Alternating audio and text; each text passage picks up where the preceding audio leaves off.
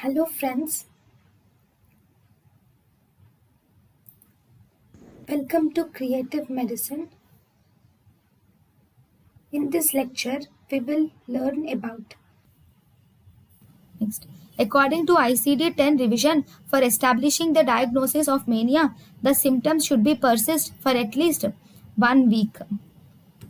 Clinical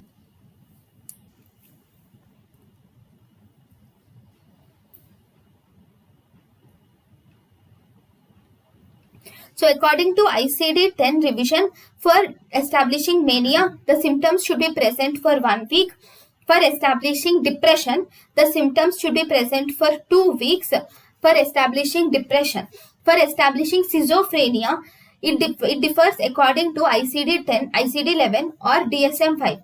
According to ICD-11, if the symptoms are present for more than 1 month, that is schizophrenia. According to DSM-5, the symptoms should be present at least for more than 6 months. For schizophrenia, if the symptoms of psychosis are present for less than 1 month, then it is called as acute psychosis. If the symptoms of psychosis is present between 1 to 6 months, then we call it as schizophreniform disorder according to DSM-5.